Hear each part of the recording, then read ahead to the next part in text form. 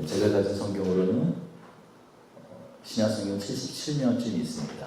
마가복음 13장 38절에서 12장 38절에서 13장 2절까지 말씀입니다. 교독하겠습니다.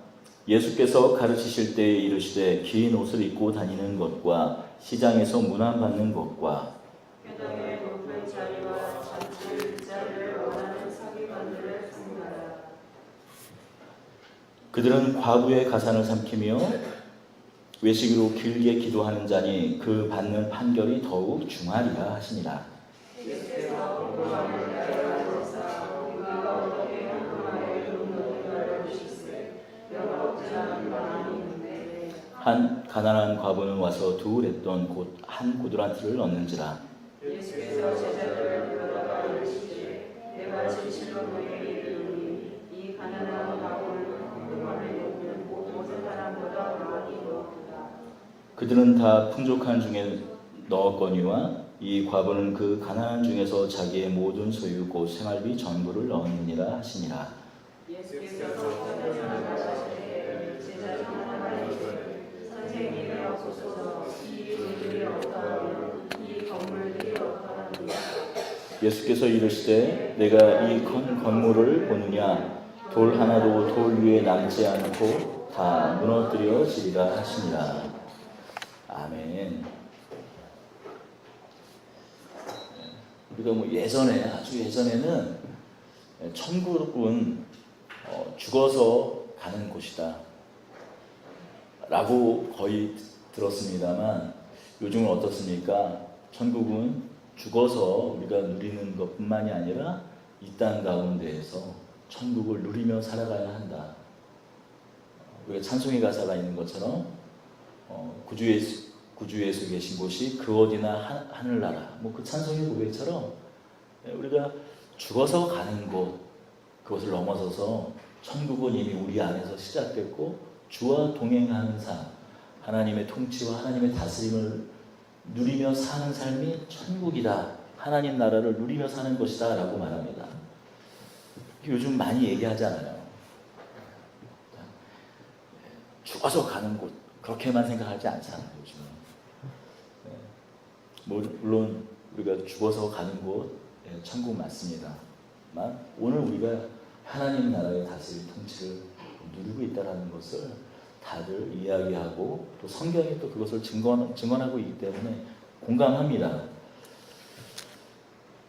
그렇다 보니 우리가 이 하나님 나라를 누린다라는 이 사실 앞에서 우리가 기대하는 것이 무엇일까요?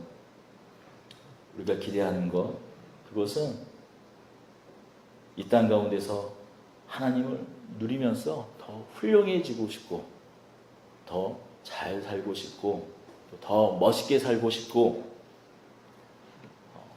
기왕이면 좀 더 부유하게 살고 싶은 것이 우리의 기대입니다. 물론 또 그런 기대가 잘못된 기대라고 생각하지는 않습니다. 하지만 성경이 이렇게 가만히 얘기하는 것을 보면 때로는 이 신자의 삶에 대해서 여전히 아픔이 있다, 여전히 배고픔이 있기도 하다, 때로는 여전히 억울함이 있기도 하다, 그렇게 말합니다. 또 그것을 견디는 것이 신자의 삶이라고 말하기도 하죠. 아니요, 오히려 그 아픔, 슬픔, 고통을 견디는 것이 승리라고 얘기해요. 요한계시록에서 뭐라고 말합니까? 그런 애통과 애곡과 아픔과 고통, 그 모든 것을 이기고 지나서 주 하나님 앞에 서는 그날까지 견디어 이기는 것을 오히려 승리라고 합니다. 남들보다 더 부유해지고 성공하고 좋은 직업을 갖고 높은 지위를 얻고 부유해지는 것, 그것이 승리요 번영이라 하지 않고 끝날까지 주님을 붙잡고 살아 하나님 앞에 서는 것, 그것을 승리라고 이야기합니다. 그 승리하는 자들에 대하여 나는 너의 아버지가 되고 너희는 나의 아들이 될 것이다 라고 말씀하지 않습니까? 그런데 또 우리는 뭐 현실적으로 오늘을 살아가면서 하나님 나라의 삶이 그렇게 지난한 삶이라면, 힘든 삶이라면 그 삶이 무슨 의미가 있을까, 무슨 가치가 있을까 생각되는 것이 또한 사실이기도 합니다. 그런 생각이 드는 게 너무나 당연하다고 생각해요, 저는. 그런데 만약 그러한 삶에 의미가 없다면, 가치가 없다면 우리는 어쩌면 너무나 불쌍한 사람들일지도 모르죠. 하지만 오늘 본문을 통해서 우리가 좀 우리 삶의 가치, 우리 존재의 가치가 어떤 존재인지, 어떤 가치를 지니고 있는지 좀 알게 되기를 소망합니다. 오늘 본문에 이 예수님께서 하신 말씀이 우리에게 진정 온전히 다가온다면 우리가 우리 삶을 대하는 태도는 아마 달라질 것 같습니다. 오늘 본문에서는 두 종류의 사람이 등장합니다. 먼저 서기관입니다. 여러분, 서기관은 어떤 사람일까요? 예수님 당시에 서기관이 하는 일은 다양했어요. 먼저 성경을 베껴 적는 일을 하는 것이 일단 서기관들의 주 임무였어요. 오늘날은 그 인쇄기로 인쇄를 하잖아요, 성경을. 성경이 물론 두꺼운 책인 것은 분명하지만 고속 인쇄기, 고속 윤전기로 금방 인쇄를 하게 되면 하루에 수천 권, 기계가 많다면 수만 권, 아니요? 지금 평일날 매일 아마 찍어내는, 전 세계에서 찍어내는 성경을 아마 다 이루 셀 수가 없을 정도로 기계로 찍어냅니다. 그렇다면 예수님 당시에는 어떻게 인쇄를 했을까요? 인쇄라는 말을 쓸 수도 없을 것 같아요. 왜냐하면 전부 다 베껴 썼어요. 그 일을 서기관들이 했습니다. 그 서기관들이 이 성경을 쓸 때의 모습을 잠깐 좀 엿보자면은, 예를 들어서 주 너의 하나님을 사랑하라 라고 하면, 주도 하나님을 말하는 거잖아요. 아도나이, 하나님, 엘로힘, 사랑하라 했으면서 한 문장에 하나님이 두 번 등장하잖아요. 그러면 어떻게 하나님의 이름을, 하나님의 존어를 쓰는데 그냥 쓸 수 있느냐 해서 목욕제계를 해요. 그리고 목욕제계를 하고 옷을 갈아입고 붓을 빤 다음에 먹물도 새로 갈아서 아도나이, 로드, 아니면 엘로힘, 야훼 그 한 단어를 쓰는 거예요. 그러니 예를 들어서 제가 좀 찾아보려다가 말았습니다만은 한 문장에 그래서 하나님과 관련된 그 존어가 여러 단어가 기록되어 있다면, 아니면 그 한 장에 또 많은 장들이 있을 거 아니에요. 하나님을 지칭하는 그 구절들이. 그러면 종일 목욕하다가 날 새는 거죠. 그렇게 성경을 쓰는 일이 귀한 일이었습니다. 또 성경이 그렇게 귀한 대접을 받았고, 그렇게 서기관들은 많은 명예를 누릴 수가 있었죠. 그리고 또 그에 응당한 사례가 주어졌기 때문에 부유한 자들이었습니다. 오늘 본문 말씀이 잘 나타내죠. 예수님께서 서기관들에 대해서 어떻게 묘사하고 있습니까? 긴 옷을 입고 다닌다고 얘기하고 있습니다. 긴 옷이 상징하는 것은 무엇일까요? 물론 부자이겠죠. 당시는 정말 이 옷값이 비싸던 때예요. 그러니까 한산 성인 남성들이 보통 평범한 사람들이 옷을 2벌 정도 갖고 있어요.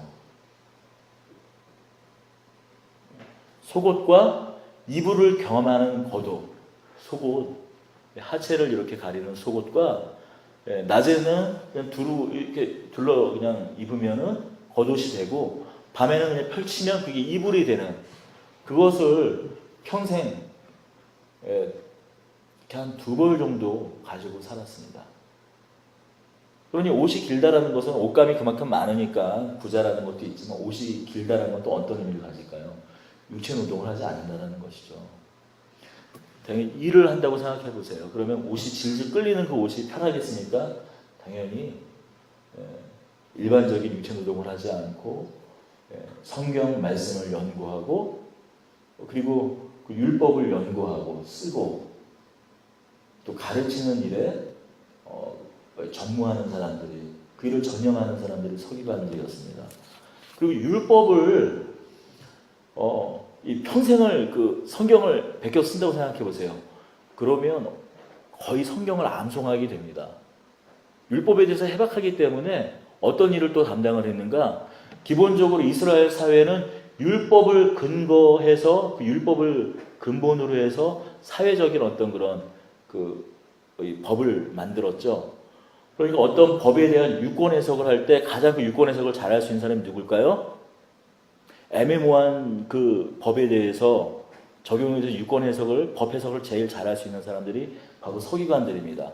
그래서 서기관들이 어떤 역할도 했냐면 재판관 역할도 했어요. 그리고 또 마치 오늘날 어떤 선서나 어떤 선언을 하거나 증인을 삼을 때 성경 위에 뭐 손을 놓고 증인으로 삼거나 하듯이 서기관 앞에서 어떤 이 증인이 되며 또 증거를 서기관이 앞에서 그 증거를 기록하는 일, 그런 일들을 했다라는 것이죠. 그러니 서기관이 상당한 그 지위와 이 존경을 받았던 것은 우리가 쉽게 생각해 볼 수 있습니다. 그래서 예수님께서 말씀하십니다. 뭐라고요? 그들은 회당에서 높은 자리를 차지하는 자들이었고 또 잔치상에서 상석에 앉는 자들이었다고 말합니다. 여기서 회당에서 높은 자리는 쉽게 얘기하면 오늘날 교회 보면 큰 이렇게 교회 보면은 이 강대상 뒤에 의자 있잖아요. 그런 모델이 사실 회당의 모델이에요. 회당에는 모세의 자리라는 것이 있습니다. 비워둬요. 그래서 그날의 말씀을 전하는 사람들이 모세의 자리에 앉아서 기다렸다가 차례가 되면 나와서 성경을 읽었습니다. 모세의 자리, 곧 하나님의 율법을 받은 자로서의 이 자격이 있는 사람이 앉는 자리였다는 거죠. 율법을 해석하고 율법을 강론할 수 있는 사람이 앉을 수 있는 자리가 상징적으로 모세의 자리라고 있었는데, 그 자리를 언제나 앉을 수 있는 사람이 누구였는가? 서기관이었다는 거예요. 그리고 그러니 당연히 어떻게 해요? 그런 존경을 받는 사람이 시장통에 가면, 사람들이 많은 곳에 가면 다 와서 누구나 이렇게 반기고 아는 척을 하죠. 더군다나 그들은 재판관의 역할도 했습니다. 그러니까 밉보일 필요도 없고 친하게 사귀어두면 다 언젠가는 다 도움이 될 사람이니까 많은 사람들이 서기관이 지나가는 것을 보면은 아는 척을 하고 반가이 안부를 묻고 인사를 했다라는 것이죠. 예를 들어서 큰 잔치에 가면 어때요? 예를 들어서 좀 고명한, 좀 지역에 유명한 사람이, 유력한 자가 어떤 무슨 잔치 그런 데 가면 지금 그 자리에 가장 이렇게 자리 구성을 보면 대부분 완전히 그 동그랗더라도 보니까 일부러 누가 봐도 어느 자리가 이 상석인 줄 알 수 있게끔 그 의전으로 자리 배치를 하잖아요. 그런데 예를 들면 그 예전에 뭐 어떤 구체적으로 이 식사라든지 잔치 자리 그 배치를 어떻게 하는지는 다 알 수는 없으나 분명히 상석이 있지 않았겠어요? 그럼 상석이 있는 사람이 만약 서기관을 딱 보게 되면 그대로 일어나서 한 칸씩 미루는 일이, 밀리는 일이 있었다라는 것이죠. 그 정도로, 아니죠, 그것을 당연하게 생각할 정도로 서기관들은 사회적 존경을 받던 사람들입니다. 그러니 이 서기관들이 스스로 갖는 자부심이란 대단했지요. 당시 유대교 사회에서 갖는 종교적 서열을 따지면 대제사장보다 못하지만 일반 제사장보다는 한 등급 위에 어떤 그 대우를 받던 사람들이 바로 서기관들이었습니다. 그러니 어느 누구도, 또 서기관 스스로도 하나님 나라를 지금 살아가고 있고 하나님 나라와 가장 천국과 가까이 사는 사람으로 스스로도 여겼거니와 다른 사람들도 다 하나님 나라가 가장 가까이 와 있는 사람으로 서기관들을 여겼죠. 그런데 예수님께서는 이 서기관들에 대해서 뭐라고 하시는지 한번 보십시오. 39절 하반절부터 보겠습니다.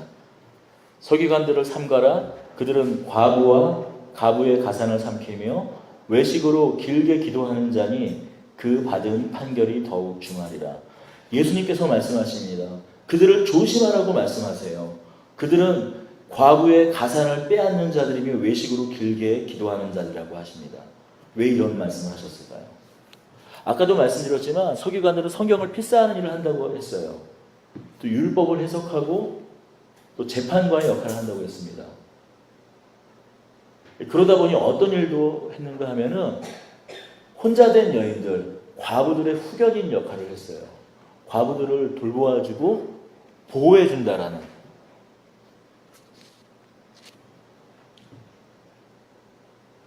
그런 역할을 했다는 것이. 왜냐하면 항상 뭐 오늘날도 그렇지만 혼자 된 여자분들을 이렇게 등치고 사기치려고 하는 사람들이 얼마나 많아요.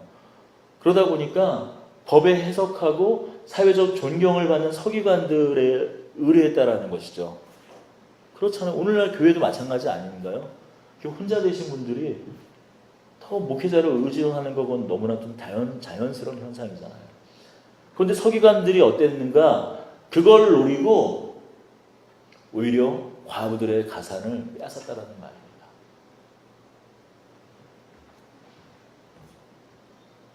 후견인을 자처하면서 오히려 보호를 받아 마땅한 혼자 된 여인들의 그 과부들의 가산을 갈취했더라고 예수님께서 말씀하십니다. 그래서 예수님께서 그 받는 판결이 더욱 중하리라. 마지막 날 오히려 너희들은 서기관들이 하나님 나라랑 가장 가까운 줄 아느냐? 아니, 하나님 나라가 진실로 도래할 때 하나님 나라의 그 심판정 앞에서 가장 중하고 엄한 판결을 받을 것이라고, 다시 말하자면 하나님 나라를 유혹으로 받지 못할 것이라고 말씀합니다. 그리고 예수님께서 이 말씀을 마치시고 예수님의 시선이 바뀝니다. 41절이에요.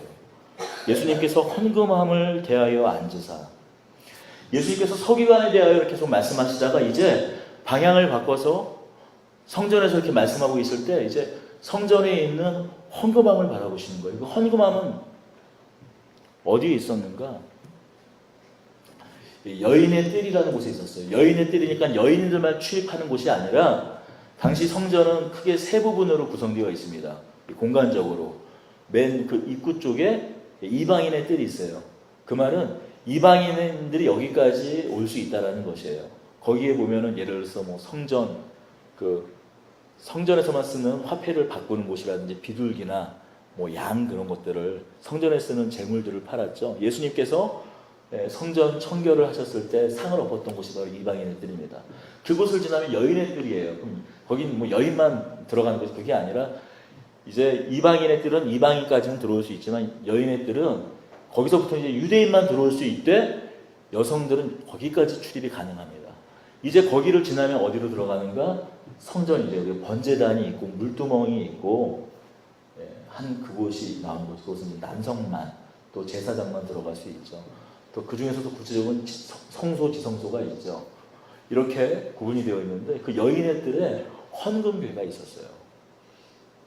그런데 헌금궤가 어떻게 생겼냐면은 맨 밑에는 헌금함이 있지만 그 입구가 마치 나팔처럼 이렇게 생긴 그 입구, 구리로 된 나팔 같은 것이 관이 이렇게 있어서 그 관으로 돈을 넣는 거예요, 동전을요.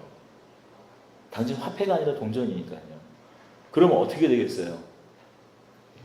동전이 들어가면서 또르르 하면서 그 관을 지나면서 소리를 요란하게 내겠죠. 그러니 사실 헌금을 얼마나 낼 수 있는지 가늠할 수 있는 것이죠.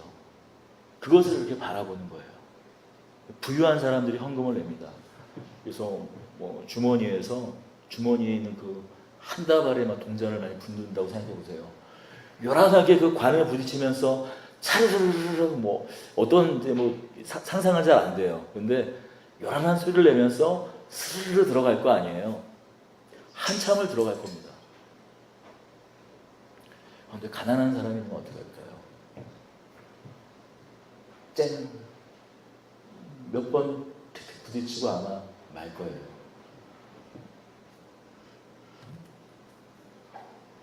오늘 이 본문에 나타난 말씀에서도 사실 그 사실이 잘 나타나 있습니다.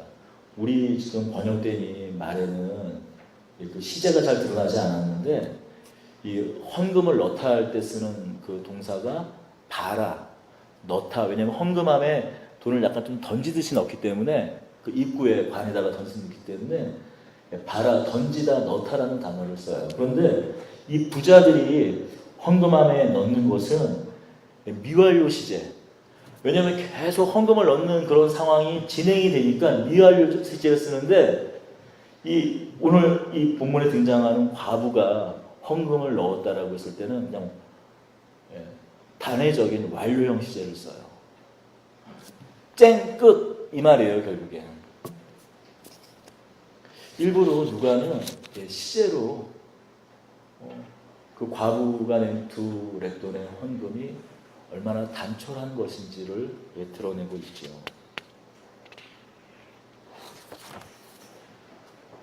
그런데 예수님께서는 이 여인에 대해서 칭찬하십니다. 서기관에 대해서는 그 받는 판결이 중할 것이라고 하는 반면에 또 많은 부자들은 풍족한 가운데서 냈지만 이 여인에 대해서는 어떻게 칭찬하고 있습니까? 왜 칭찬하고 있습니까? 예수님께서는 이 가난한 과부가 넣은 2렙돈이 그녀가 가진 소유의 전부였다라고 말하고 있어요.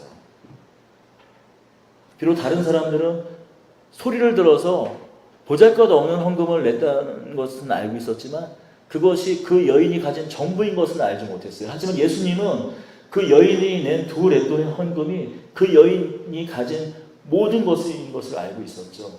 2렙돈은 참새 한 마리도 아니고 참새 반쪽을 살 수 있는 가치라고 해요. 주석을 찾아보니까요. 그리고 또 다른 또 기록에 의하면 빵 한 조각을 살 수 있는 돈이라고 합니다. 달리 말하면 식사 한 끼예요. 그러니까 오늘날 우리의 화폐 가치는 얼마쯤 될까요? 한 5,000원쯤 되는 거예요. 그런데 그것이 이 여인의 가진 전부였습니다. 그렇다면 자신의 전부를 다 드렸다라는 이 말은 어떤 의미일까요? 저는 이 말씀을 이렇게 생각해보고 이 여인이 자폭한 거 아니냐 이런 생각. 자폭 어떤 말이냐면 에라이 모르겠다 그냥 헌금이나 내고 그냥 확 죽어버리자 그런 생각이에요. 이 공감이 되세요 혹시요? 우리가 막 너무 코너에 몰리면 에라 모르겠다 그냥 이래도 흥 저래도 흥 그런 마음으로 드린 거 아닌가. 그런데 만약에 그런 마음으로 드렸다면 예수님께서 칭찬하지 않았을 것입니다.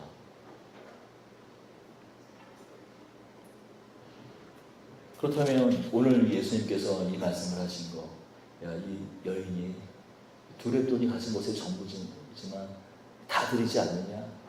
그러니까 우리의 전부를 다 드려야 된다. 그런 헌금을 많이 내자라는 오늘 말씀일까요? 또 그것은 아닌 것 같습니다. 아마도 이 가난한 과부의 삶을 예수님께서 말씀하고 있습니다. 이 과부는 그동안 어떻게 살았을까요? 이 당시에 가난한 과부가 살 수 있는 방법은 많지 않았어요. 더군다나 자녀까지 없다면. 아마도 날품을 팔아서 살았을 거예요. 날품을 팔아서 하루하루를 근근히 살아갔을 것입니다. 아니면 그마저도 일을 하지 못할 때 다른 사람이 도와서 그저 하루를 살 수 있었을 거예요. 그런 하루하루의 고단함을 가지고 사는 여인이 자신의 어떻게 보면 한 끼를 이렇게 담당할 한 끼를 먹을 수 있는 2렙돈을 냈다라는 것은 어쩌면 이 2렙돈을 성전에 헌금으로 내고 어쩌면 그날 저녁을 굶었을지 모릅니다. 아니면 그 다음 날을 굶었을지 모르죠. 그저 하루하루 한 끼 한 끼 하루하루를 벌어 먹는 것이 전부인 이 여인. 또 그나마 그거 하나가 가진 것의 전부인 여인이 그것을 어떤 마음으로 냈을까요?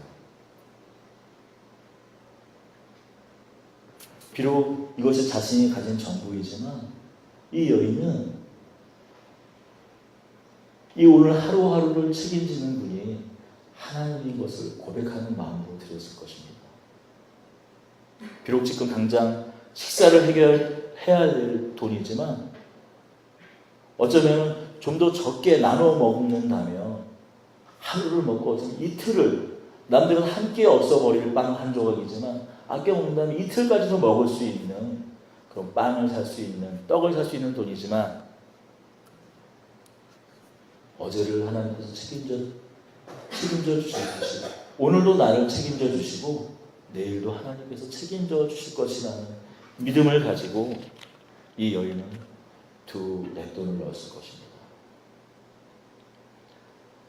만약 이 여인이 정말 자폭하는 심정으로 낸 것이라면, 아니면 어쩌면 의무감으로 내는 것이었다면 차라리 안 냈을지도 몰라요.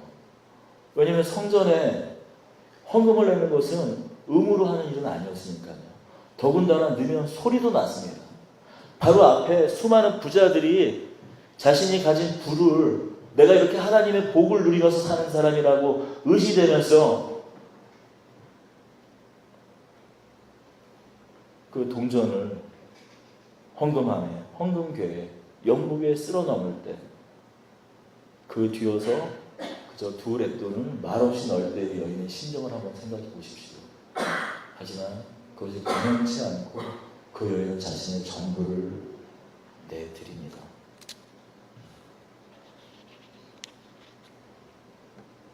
긴 옷을 입고 시장통에서 문안을 받으면서 회당과 잔치집에서 상석에 앉는 서기관들이 부유한 자다 라고, 또 하나님이 돌보셨다고, 하나님 나라를 누리며 산다고 많은 사람들을 생각하고 또한 스스로도 그렇게 여기지만 예수님께서는 뭐라고 말씀하십니까? 오히려 하루하루를 근근히 살아가지만 2 렛돈 그것을 넣는 한 여인을 향하여 칭찬하고 계십니다. 정말로 풍족한 삶, 가치 있는 삶을 사는 사람은 누구일까요? 서기관일까요? 바리새인일까요? 아니면 많은 부를 쌓고 있는 사람들일까요? 우리의 삶의 가치, 여러분의 가치, 당신의 가치는 도대체 무엇으로 우리가 가능할 수 있을까요? 여러분, 한 예를 들어서 여기 건물이 있습니다. 이 건물의 가치는 무엇으로 결정될까요? 혹시 이 건물, 두바이에 있는 부르주 아랍인가 하는 건물로 알고 있어요. 그리고 이 건물이 인공섬에 지어졌습니다. 그러니까 인공섬을 만드는, 바다를 메꿔가지고 거기에 좀 이제 속된 표현으로 쇠가 빠지게 모래랑 그 흙을 부어 넣어서 땅을, 바다를 다져서 이 높은 건물을 지었으니 이 가격이 얼마나 또 있겠어요. 또 가치 있는 건물이겠어요. 이 또 호텔에 하루에 묵는 숙박료가 스위트룸이 하루에 4천만 원이래요. 4천만 원. 제일 이 펜트하우스 스위트룸 하루 숙박료 4천만 원이랍니다. 뭐 당연히 이 건물이 벌어들이는 금액이 상당하겠죠.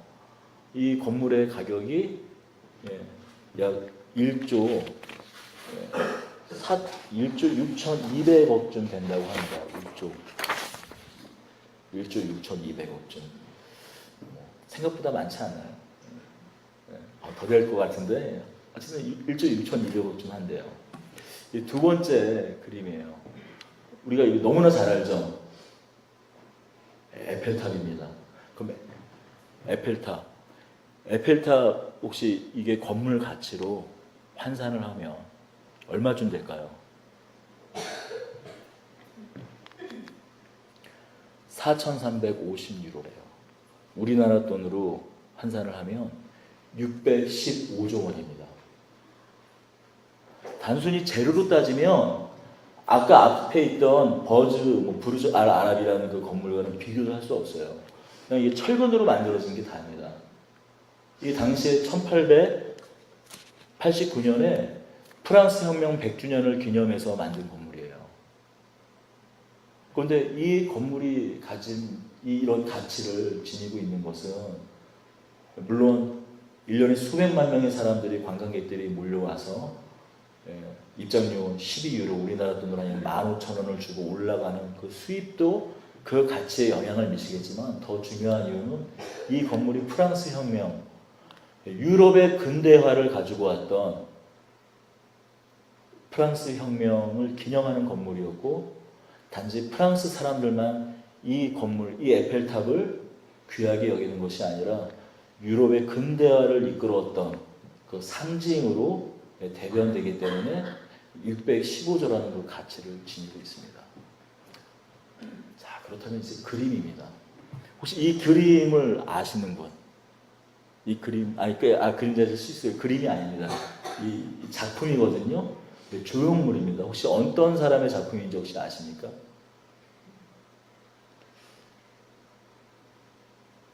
피카소의 작품이에요. 피카소가 1940년 어느 날 길을 걷다가 넘어져 있는 녹슨 자전거 하나를 발견합니다. 그리고 우두커니 그것을 보다가 자전거 안장을 떼어내고 핸들을 떼어냅니다.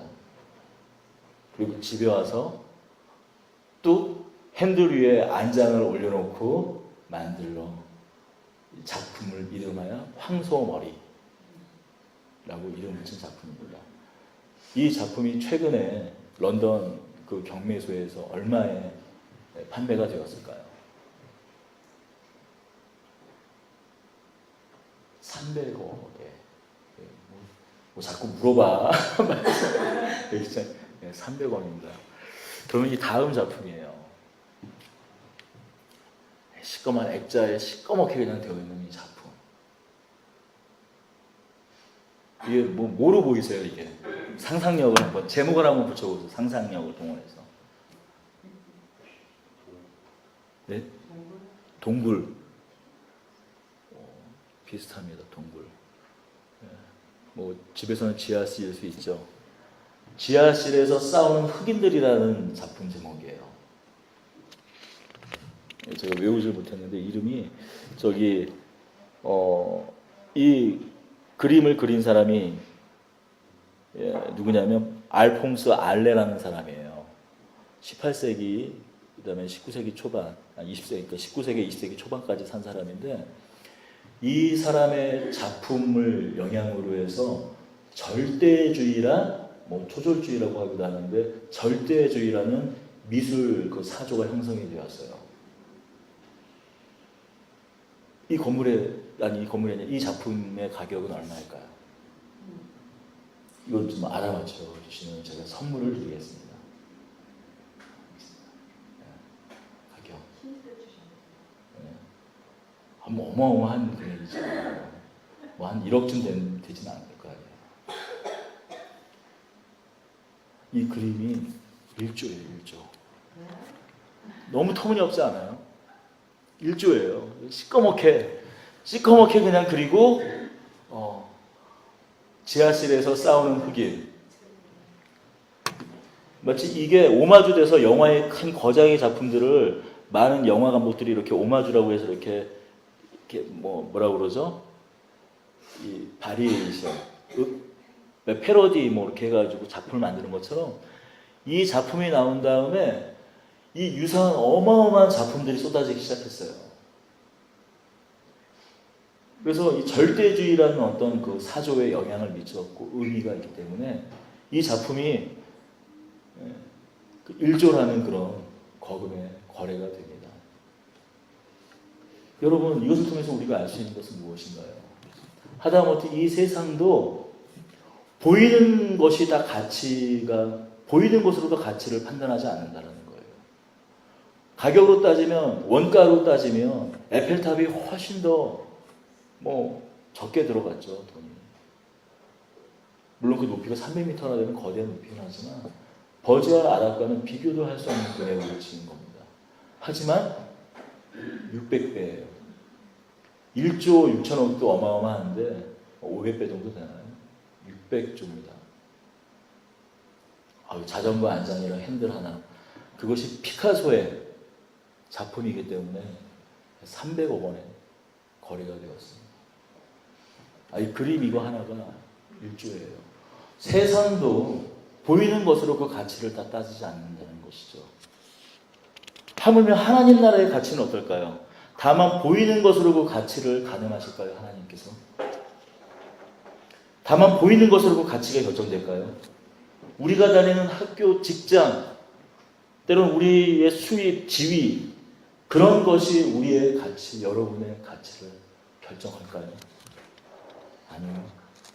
하나님과의 관계가 우리의 가치를 결정합니다. 하나님께서 우리를 어떤 의미로 바라보십니까?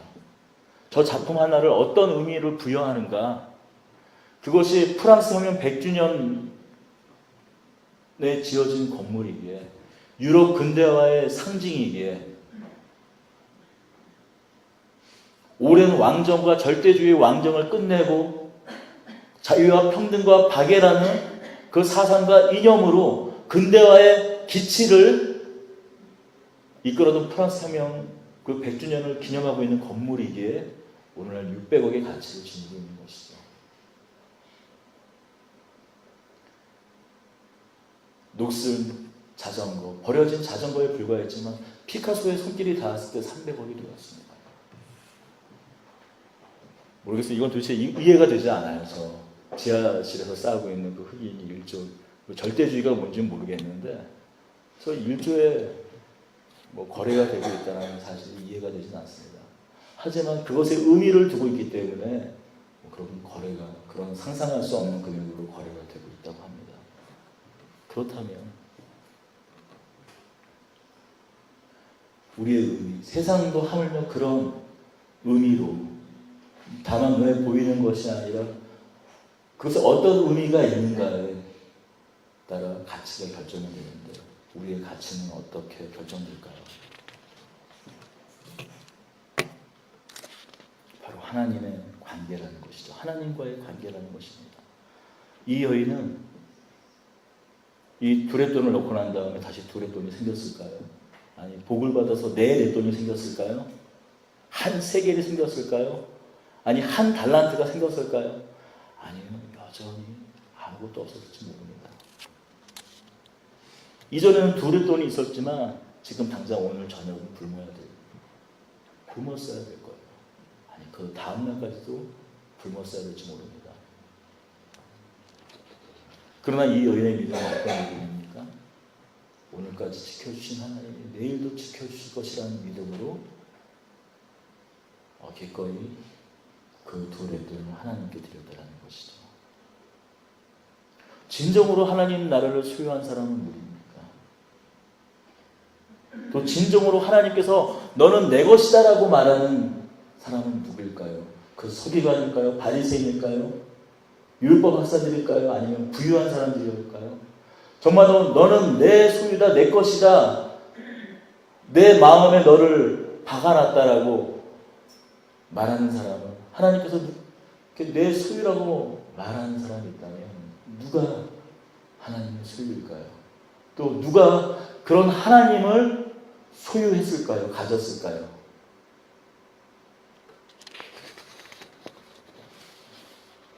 서기관도 아닌, 부유한 자도 아닌 이 가난한 여인일 것입니다.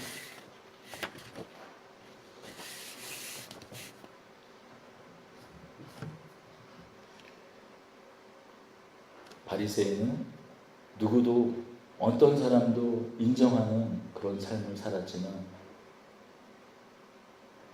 그러나 겉으로는 하나님 나라를 누리고 있다고 하지만, 아니요, 그들은 진정으로 그들이 누리고 있는 것이 하나님께서 주신 것을 알지 못했습니다. 자기가 잘나서, 자기가 좋은 부모 안에서 태어나서 내 능력으로 내가 이렇게 살고 있다고 생각했습니다. 그래서 예수님께서 말씀하시죠. 저들은 길게 외식하며 기도하고 있다고 얘기합니다. 진정으로 하나님을 소유하고 또한 하나님의 소유가 된 사람은 바로 이 가난한 둘의 돈을 넣은 이 여인입니다. 우리는 예수님께서 성전을 나가시면서 하시는 말씀을 좀 눈여겨볼 필요가 있어요. 제자들이 묻습니다. 13장 1절입니다. 예수님, 이 성전의 돌들과 건물이 어떻겠습니까? 이 말은 이 말이에요. 예수님, 이제 성전에서 예수님께서 이 여인에 대한 말씀도 다 마치고 난 다음에 이제 이 성전을 떠나시는 거예요. 성전을 나가실 때 갑자기 제자들이 이런 질문을 해요. 예수님, 이 성전이 얼마나 아름답습니까? 라고 얘기해요. 정말 아름다운 성전이에요. 오히려 솔로몬이 지었을 때보다 훨씬 더 아름다운 성전입니다. 예수님이 태어나시기 20년 전부터 짓기 시작해서요. 헤롯 왕가에서 대대로 그 집안의 수건 사업으로 짓고 있어요. 왜냐하면 헤롯 왕은 에돔 사람이었습니다. 그렇기 때문에 유대인들의 마음을 이렇게 얻으려고 성전을 아름답게 계속 지어나가고 있는 거예요. 그들의 마음을 훔치려고. 예수님 태어나시기 20년이니까 예수님이 지금 공생의 사역을 시작하신 것이 30세니까 지금 50년째 짓고 있고 완공을 언제 하냐면 AD 67년에 완공을 해요. 뭐예요? 80년 거의 넘게 지어졌어요. 그러니까 얼마나 아름답겠어요. 제자들이 말해요. 예수님, 이 성전이 어떻습니까? 이 돌은 어떻습니까? 보셔서 이 돌이 어떠하며 이 건물들이 어떠합니까? 라고 했을 때 예수님께서 말씀하십니다. 돌 위에 돌 하나 남지 않을 것이라고 말씀하세요. 진정으로 남는 것이 무엇인가? 진정으로 가치 있는 것이 무엇인가? 너희들이 하나님 나라의 표상으로 생각하는 저 화려한 성전이 아니다. 눈에 보이는 것이 아니다. 너희들이 생각하는 하나님 나라의 복이라고 생각하는 것은 신분, 지위, 부유한 그런 것이 아니라 그런 것들은 다 마지막 날에 무너질 것이다라고 말씀하는 거예요. 정말로 참다운 가치는 하루하루를 하나님과 동행하며 그 돌보심을 인정하고 기꺼이 감사하는 삶이라는 것입니다. 그것이야말로 최고의 가치로 여겨지는 그 예루살렘 성전보다도 비교할 수 없는 것이라고 말씀하세요. 그리고 실제로 이 예루살렘 성전은 AD 67년에 완공되고 그 7년 뒤 AD 63년에 완공되고 이거 7년 뒤 AD 70년이죠. 티투스 나중에 로마의 황제가 되는 그 디도 장군에 의해서 함락이 됩니다. 그때 돌 위에 돌 하나도 남지 않고 싸그리 무너져 버려요. 지금 이스라엘에 있는 예루살렘에는 성전에 있던 돌 하나 남지 않았어요. 지금 통곡의 벽이라는 것은 성전의 맨 마지막에 외벽 하나 일부분입니다. 아무것도 남지 않았어요. 오히려 그 자리에 지금 모스크가 서 있지 않습니까? 여러분, 우리의 믿음은 사라질 것을 바라보는 것이 아니라 사라지지 않을 영원한 것을 바라보는 것입니다. 우리의 가치도 보여지는 것들이 우리의 가치를 결정하는 것이 아니라 보이지 않은 것들로 우리의 가치가 결정이 됩니다. 비록 눈으로 보이지는 않지만 하나님 나라는 지금 이 시간 우리에게 임하고 있습니다. 비록 보잘것없는 삶의 현실일지라도 지금 이 현실이 하나님 나라이며 하나님 나라의 영원한 그 영광과 임재가 있는 삶의 현실인 것을 기억하십시오. 예수님은 말씀하고 계십니다. 너는 결코 보잘것없지 않다. 나는 저 예루살렘 성전과 너를 바꾸겠다. 그 믿음과 바꾸겠다라고 오늘 말씀하고 계십니다. 여기에 우리의 가치가 있습니다. 당신의 가치가 있습니다. 이 가치를 지니고 있는 자는 더 이상 이 땅에 있는 것들에 얽매이지 않습니다. 내일에 먹을 것, 입을 것, 보이는 것들을 걱정하지 않습니다.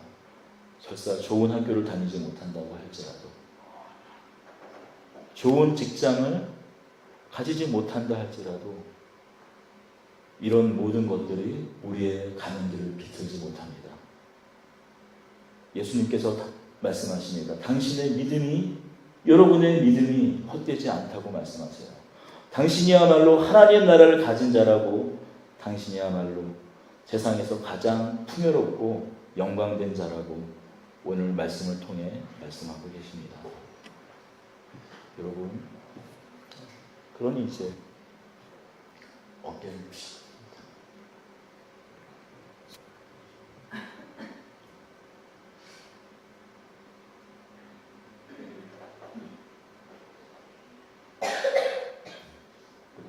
힘을 내야 됩니다.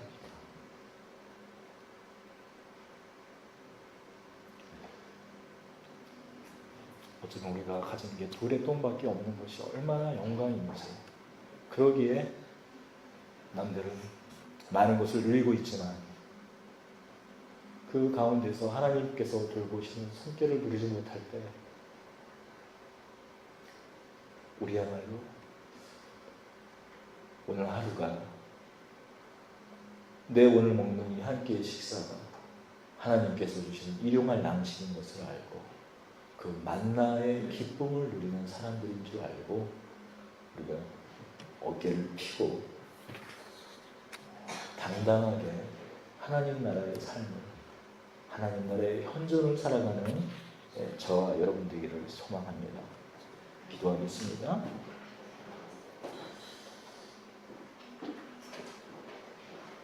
주님, 그 어떤 것도 우리의 믿음을 흔들지 못합니다. 사망도, 권세도, 천사도, 그 어떤 것도, 세상의 그 어떤 자랑도 우리의 마음을 뒤집어 놓지 못합니다. 하나님께서 돌보시고 예수님께서 함께 하시는 오늘이라면 그 어디든, 그 무엇이든, 그 어떤 삶이든 마다하겠습니까? 우리를 당신의 소유 삼으셔서 보배롭게 하신 주님을 찬양합니다. 주님께 감사드립니다. 우리 주 예수 그리스도의 이름으로 기도드립니다.